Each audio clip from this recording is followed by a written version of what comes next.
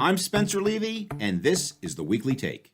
On this episode, the inner workings of the supply chain, specifically the role of third-party logistics, aka 3PL, and the process known as reverse logistics. Our business is going to grow 20% this year, in a year when so many other businesses are challenged. That's Sid Brown, the CEO of NFI Industries, a nearly 90-year-old family-run business that is one of the largest third-party logistics providers in North America. Sid joins us from his home near the NFI company headquarters in Camden, New Jersey. The amount of institutional capital and pension funds and insurance funds that want into the space, there's actually not enough assets for people to buy right now. And that's John Morris, who leads CBRE's Retail and Logistics for the Americas. As an executive managing director with more than 30 years in the field, he oversees a team of 1,600 professionals from his home base in Chicago. We'll discuss infrastructure, shipping, trucking, and rail. We'll explore the global nature of logistics, business during the holidays, and the impact of the pandemic. We'll talk about labor, sustainability, and if this essential industry is a science or an art. And of course, we'll look at how it all fits into the commercial real estate picture. The inside track on our supply chain, and informed back and forth on forward logistics and reverse logistics. That's right now on the Weekly Take. Welcome to the Weekly Take, and this week we're delighted to be talking about reverse logistics. We have Sid Brown, the CEO of NFI Industries. Sid, welcome. Thanks, Spencer. Really appreciate being on this with you, and I appreciate CBRE asking NFI to be a part of this podcast. Well, thanks for joining us. And John Morris, our leader in our industrial and retail practice. John, thank you for joining us. Hey, my friend, happy to be here. Happy to be with you, and looking forward to talking about things going backwards in the supply chain. Well, we will talk about it, and then also you can read about it in our CBRE's new Viewpoint, the 2020 stress test, which is a terrific report about the space. But speaking about the space, John, do us a favor and paint a picture for us. Most people don't even know what reverse logistics is. What is it? It's going backwards down the forward supply chain, Spencer. So manufacturing origin, distribution to warehouse, forward distribution to maybe smaller in-market warehouse facilities. Most traditionally in the past to store, but certainly now to your house. Reverse supply chain is more challenging. It's that item, that returned item, and sometimes it goes backwards only to the store. Sometimes it needs to move backwards to a warehouse to be processed. Sometimes backwards to the product goods company that marketed it. Sometimes even to manufacturing. So a very disruptive, disjointed, currently less well understood reverse supply chain. And this Christmas, we think as much as a third or more of gifts we receive in a year where gift giving won't be events, it won't be vacations, it'll probably be almost completely goods and even some of them essentials. It's an environment this year that's going to be the most challenging ever. So the less well-defined reverse supply chain going under that stress test this year is going to be a very interesting paradigm this holiday season. Sid, tell us what NFI Industries does and how it fits into the reverse logistics picture. So NFI really is a global supply chain solutions company with a real focus on North America. We have 4 service offerings that we focus on. The first service offering, which is the most relevant for this conversation today, is our distribution, warehousing, and cross-docking and fulfillment operations. We operate over 50 million square feet of space in the US and Canada. Most of that is forward storage, but we do have a pretty substantial presence in the reverse logistics arena, and that is growing. We also have a large dedicated fleet operation where we have over 3,000 trucks hitting the streets every day, delivering the goods for our customers. Then we have a very port-centric strategy where we handle, on average, about 10,000 containers a week coming into the ports, both East and West Coast. And then the fourth area we do is we provide freight brokerage services where we do not use our own assets, but we use assets of our carrier partners to move freight on either a contractual basis or a spot basis. On average, we handle about 1,500 to 2,000 loads a day in that operations. And I'm proud to say that during COVID, 14,000 NFI employees came to work every day and performed a service for our customers that was beyond belief. And they're our everyday heroes. And we appreciate all that the NFI workforce has been able to accomplish over the last 9 months. Well, Sid, I think you said it right. There are so many everyday heroes that you don't hear about. Obviously, there's those on the front lines in healthcare, but there are those that are shipping critical goods. There are those that are managing these facilities so those critical goods can get to those frontline workers. So terrific description, and I share your sentiments towards your workers.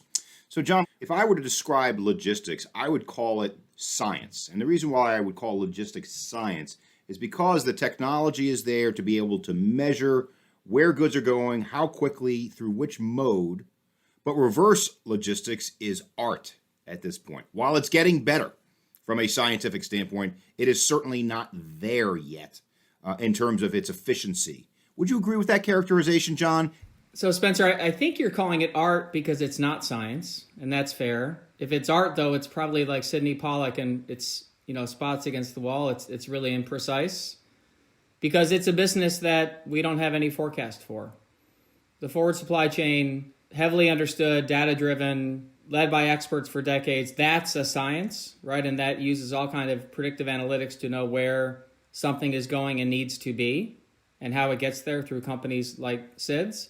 But reverse supply chain is completely unforecasted, unplanned. I would say we have more data that enables the science, but I think art is appropriate in that metaphor, and it's not the cleanest art right now. It's really, really challenging. Spencer, I just want to let you know that nobody has ever accused me of being a scientist or an artist. So I appreciate the level of competency that you've just attributed to the 3PL industry. And I'm going to keep and note that when other people kind of talk to me about what I do. So I appreciate that, Spencer. You bet. John, of all the 5 major asset classes, I always said that industrial was the most dependent upon global trade, globalization. And I would say that during the pandemic, that actually came true. In the short term, how did the pandemic impact logistics and reverse logistics? And in the long term, how do you look at these global trends and how they will impact the same? The first few months of the pandemic, I would say industrial was sort of unstable on its feet for some period of time. But it became evident even in the first 30 days that any setback to industrial real estate was going to be very short-lived. The summer for the business was really strong. And here, as the year finishes out, it may end up being the biggest leasing year for industrial real estate ever. In a year that's been tough for everyone, it really seems the business has been a fundamental part of helping with the pandemic, trying to manage supply chains efficiently and effectively during such a period of disruption and labor challenges as part of health concerns. And within that, year for industrial, Spencer, it's been significantly about e-commerce as a percent of retail grew more this year than it did in the prior 10 years. So it's been quite a ramp for e-com. We all understand why. We're all at home much of our days and shopping from our computer. I think longer term, we get the question a lot, when does e-commerce plateau? I don't know if I'll be around to see that. I'm not sure that it ever plateaus. I think next year may be another big year with hundreds of millions of feet of new supply coming into the system. And finally, to go back to your original comment, Spencer, my global colleagues and I, we get together once a month early in the morning to talk about our markets, record markets in other parts of the world as well. So it's a global phenomenon. I appreciate your love for industrial, Spencer. I think 10 years ago, we were just the folks with the muddy shoes walking around cement buildings trying to figure out how to move trucks. That in all kindness and love, Sid, it's amazing how we're Hollywood now. We're pretty important people. We actually get some respect when we walk in a room now and we say we're industrial users or builders. And I just want to kind of say, John, it's so true that industrial has just boomed the last couple of years. And vacancy rates in some markets are really at all-time lows or pretty lows. And what's really remarkable is the amount of increase in rents that have taken place in certain markets. And then it's almost ironic that you can get more money for warehouse space on a per square foot basis than office space in certain markets today. And who would have thought that?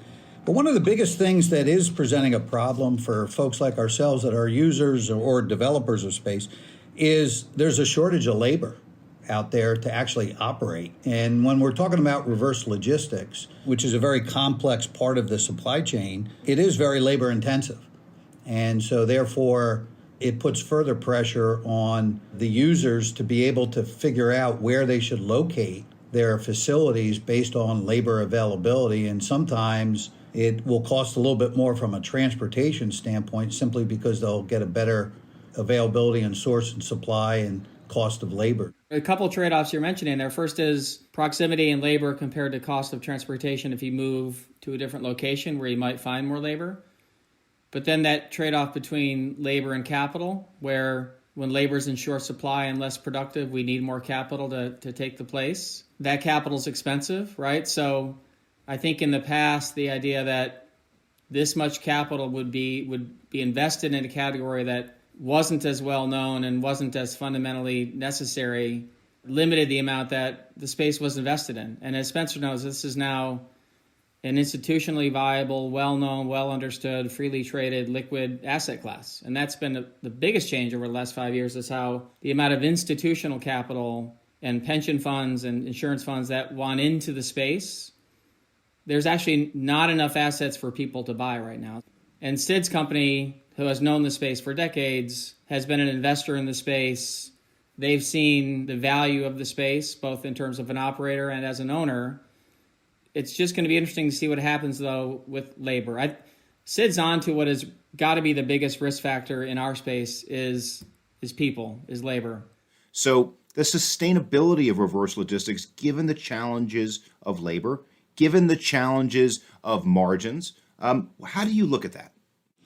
It starts with people and, getting the right skill set on board, which means that you really have to, try to get a group of skilled and unskilled folks, depending on what you're doing in terms of processes. But right behind people, it's technology and investing in technology and looking at flexible solutions and looking at people that can become super users in a facility and making sure that you have the best technology in order to interface with the customer, with the end customer, and with our shipper or supplier that we're doing business with, and the people out on the floor using robots or some type of automation to eliminate labor where you can is really a big push. I meet with an innovation committee every month, and we talk about new things we're trying out and what we're investing in. And we never did any of that a couple of years ago, and we're doing it on a consistent basis today.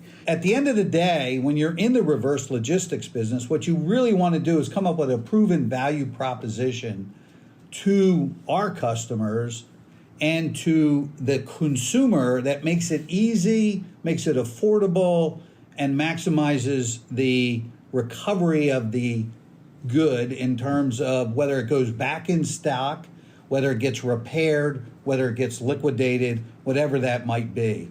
And that ease of doing business will drive the consumer to come back to that retailer more and more and more. So it's really put a big onus on us as a third-party logistics company to work on coming up with creative solutions for our customers. And John, I want to put on two of your hats here for a moment. You're both the leader of industrial and retail. And I'm not going to disagree with you about the growth of e-commerce, and neither one of us knows how fast it's going to grow. We both know it's going to grow. But I think what we're actually going to see is a blurring of the lines between what is industrial and what is retail. And maybe what we consider to be e-commerce today is actually bricks and mortar if somebody buys online and picks up in store. How do you see this merger of retail and industrial moving forward, and how might it impact reverse logistics? You're right. We agree that there's a blurring of that space. 80% of customers indicate that they would rather return the item in the store. Now, that's not always possible, but that tells you that the customer still values the in-store experience, right? Another survey indicates that 96% of shoppers say if they have a satisfying reverse logistics experience, they'll shop with that retailer again. So that to me says there's tremendous opportunity for that integration you're referencing, for a supply chain that can manage not only the forward delivery and the fulfillment in any way the customer wants, but also that the reverse supply chain, with the help of companies like Sid's, can manage the process equally smoothly, equally efficiently, and effectively. But that brick or mortar or online or whatever I choose as a consumer opportunity is really what is bringing those two businesses together. And I think the next 10 years, we're going to see one of the biggest placements of investment capital innovation is in enabling the customer to do all of that from wherever they want, right? Much of that infrastructure, Spencer, is going to be outsourced. 3PLs can invest in the tech and the scale to make markets, to be a market maker going forwards and going backwards. When you need help doing something and someone else can do it better and has the capital, let them help you. And that's what 3PLs do in reverse logistics. John, just kind of reinforce, we are also a big owner and developer of industrial big box space. And in fact, we're adding to our portfolio this year. And so, you take a look at North Jersey, New York, Southern California. We've been operating out in Southern California since 1992, and we now operate about 17 million square feet out there for our customers. And I'm astounded how it continues to grow, even despite how hard it is to do business in California. It's just that port and the imports that come through that port are just incredible. So you got to keep on going further out to find ground. So now you're out 70 miles, 80 miles. Well, that inland stuff is going to continue to be very valuable. Are there any other boom towns that you're looking at right now? You say, gee, this would be a perfect place for more logistics and or reverse logistics activity. We refer to the New York, New Jersey. I think what's really happened, a lot of that has actually kind of migrated over towards eastern Pennsylvania. So we've developed a pretty substantial campus in the Allentown area and continue to expand our presence in eastern Pennsylvania along with our North Jersey viewpoint. I think Chicago continues to be a strong market, particularly as requirements for the Midwest continue to center around the intermodal hubs there in Chicago.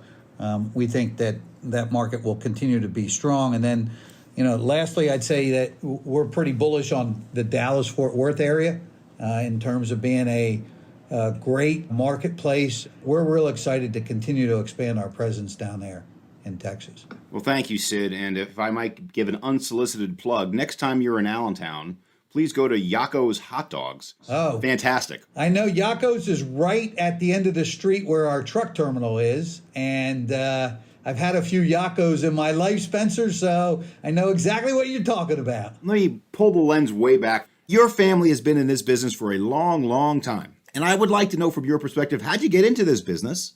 And how has it evolved over the many years you've been involved in logistics and more recently reverse logistics? NFI is a family-run business. I am third generation. Company was started in 1932 by my grandfather, who I didn't know, nor my brothers. But my two brothers, Ike and Jeff, are partners with me in the business, and we started out in the trucking business, and that was really kind of where the roots got. And when I joined the business in 1983 full-time after finishing grad school, we were doing $750,000 a year in warehousing for trucking customers that needed overflow warehouse space in a couple of old dilapidated buildings in southern New Jersey.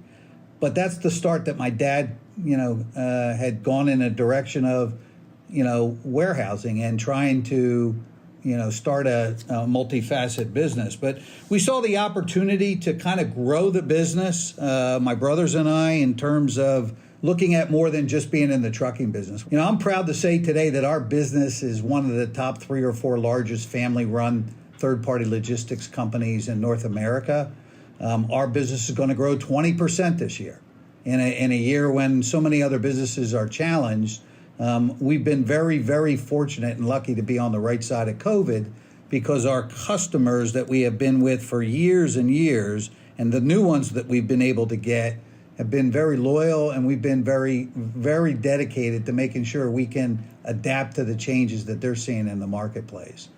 Being in a family-run business, it's got its pluses and its minuses. So do you see your next generation going into the business as well, Sid? Yeah, so there's, yes, I have 2 of my 3 children are in the business today, and my older brother has 3 of his kids in the business, and they started out, you know, at the lower level. They all had to work somewhere else for a few years before they had the opportunity to come into the business. The 5 oldest have elected to come in, not because they were forced to, but because they wanted to, and they seem to have a real passion for the business. Just a quick add on to that. You know, before business travel really got shut down, I had a chance to visit NFI's new company headquarters in Camden, which is a market that's undergoing some wonderfully and probably needed gentrification now. NFI invested in Camden, doubled down on an HQ there, maybe when others might not have. Sid, I would like to ask you your point of view on the environmental sustainability of your facilities, your trucks, and also any thoughts on the social side of the business. Let me just start on the environmental side and tell you that the Camden project, and I'll get into that in a second, but we are a leader in electrification of our trucks. Us and Penske were the first 2 folks to operate Class 8 electric trucks. We're operating them in the Port of LA, and Penske was operating them in Southern California. And we did that with Freightliner, and then we were one of the 2 originators of electric trucks with Volvo, and we've been running them now for over a year. And we are now employing, I think, 40 yard tractors that are electric yard tractors. All of this is centered out in Southern California. The grant program out there has made it attractive because the technology is so expensive right now that without some of these grants, it's not really practical. But the price of these things are beginning to come down. The viability of these are beginning to be shown. So I went out on a limb about a year ago, and I said that I think by 2025, our fleet will be around 40% electrified, and I hope that at some point our fleet will be 100% electrified. We're also running zero-emission natural gas trucks. So I'm a big believer that ultimately we need to do the right thing for the environment with our transportation footprint. Part of this is also geared towards solar. We have invested in solar fields, solar roof systems. Our former corporate headquarters was actually powered by solar. This new headquarters is a green building that we're in. The grand vision is someday we're going to have solar panels on our roof. In fact, we're working on it right now in Southern California to put the panels on the roof, the charging stations at the ground floor where the trucks will pull up at night to the warehouse. They'll charge up. You'll either pull from the grid during the day or you'll get it from the night. Either way, and you basically have a self-perpetuating energy system to power and distribute your product right there for both the building and whatever automation's in that building and for the trucks that are running in that. And then as far as, you know, doing socially the right thing, 5 years ago, Camden was a really bad place. Just the highest crime rates in the country, the highest murder rates. I mean, just poverty. And, you know, through the hard work of the governor and some key politicians and a lot of local politicians, we were able to kind of start the process of 3 pillars. One was you had to create a safe environment. So they basically redid the police force, and the county took over the police force, invested in education, and invested in job growth through tax incentives. And so We are committed to Camden. We are one of the larger employers now, and we're doing a lot of things around education there, and we got a lot more to do. But moving our headquarters was the first thing. So very excited about that. We're still in the teeth of the pandemic. The pandemic is likely to continue at least another 6 months until the vaccine takes hold. What does the future hold for logistics and reverse logistics after the pandemic, John? I think the future of reverse logistics first is it's a challenge and an opportunity that gets a little more challenging in the near term. I think the capital coming into the space, the efficiency and effectiveness and scale that's developing, particularly in the 3PL space, begins to understand mitigation and effectiveness better in the midterm. And I think in the long term, there's new marketplaces, there's new providers, there's new software, and idyllically, it's like one continuous supply chain, one evolving, never-ending supply chain, if you will. We're a long way from that, but it's a business that develops more quickly in this age of tech than maybe other businesses have developed and matured.